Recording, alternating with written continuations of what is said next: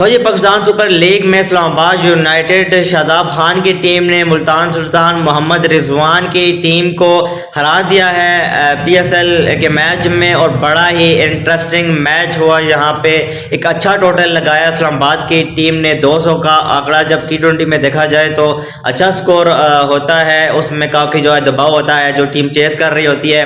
बड़ा अच्छा आगाज़ फरहम किया साहिबजादा फरहान ने, साथ उनका दिया कॉलन मनरो ने। फिर मिड इनिंग में जिस तरह से आजम खान भी आके थोड़ा बहुत जो है ना केमियो खेला, उसके बाद फिर जैसन होल्डर हैदर अली ने भी जो है आखिर में आके जिस तरह से फिनिश किया, मेरे ख्याल से आउटस्टैंडिंग परफॉर्मेंस दी जा रही है इस्लामाबाद यूनाइटेड की तरफ से।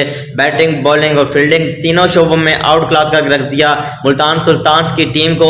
और मोहम्मद रिजवान थोड़ा बहुत केमियो खेले, लेकिन शादाब खान आखिर में जो है मार्का ले गया। और सेलिब्रेशन उनकी काबिल दीद थी। सेलिब्रेशन बता रही थी कि भाई कप्तान बेशक आप हों पाकिस्तान टीम के, लेकिन यहाँ पे इस्लामाबाद यूनाइटेड की टीम के कप्तान हम हैं और हमारे आगे आपकी नहीं चलने वाली। ये सेलिब्रेशन कुछ ऐसा ही मंजर दिखा रही थी। और उसके बाद देखा जाए उस्मान खान हो गया, बाकी उनके जो माइकल ब्रेसवाल हैं, डेविड विली आगे, नीचे जॉर्डन आगे, तमाम जो है फ्लॉप हुए और कोई अच्छा इम्पैक्ट नहीं डाल पाए। इफ्तिखार अहमद जिनकी बड़ी जो है ना हाइप थी, पीएसएल से पहले पिक किया गया उनको, और जैसे वो आए जैसे उनका वेलकम किया गया मुल्तान सुल्तान की टीम में, तो उस तरह से कोई परफॉर्म कर नहीं पा रहे हैं। बॉलिंग भी उनकी थोड़ी वीक नज़र आ रही है, फील्डिंग में भी लड़खड़ा रहे हैं। और जैसे अली तरीन ने कहा था कि अलग ही जो है ना फील्डिंग लेवल नज़र आएगा, वैसे कुछ नज़र आ नहीं रहा है। तो बहरहाल मुल्तान सुल्तान को देखना पड़ेगा कि अगले मैचेस में वो कम बैक करेगी और अगले मैचेस में परफॉर्म करके जो है ना अपने आपको जो है ना पीएसएल के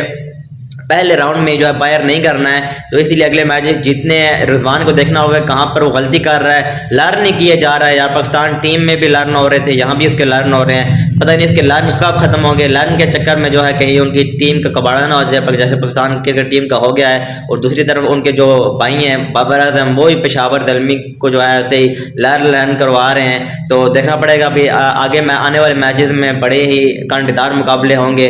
तो बेस्ट ऑफ लक कहना चाहूँगा इस्लामाबाद यूनाइटेड को, जिस तरह से वो परफॉर्म कर रहे हैं। और मोहम्मद रिजवान को सोचना पड़ेगा भाई कहाँ पर वो गलती कर रहा है, क्योंकि इतने बड़े टूर्नामेंट में अगर इस तरह की गलतियाँ वो करेंगे, लर्न वाली गलतियाँ करेंगे, फिर मेरे ख्याल से वो हाल उनका वही होना है जो पाकिस्तान टीम का इस वक्त हो चुका है।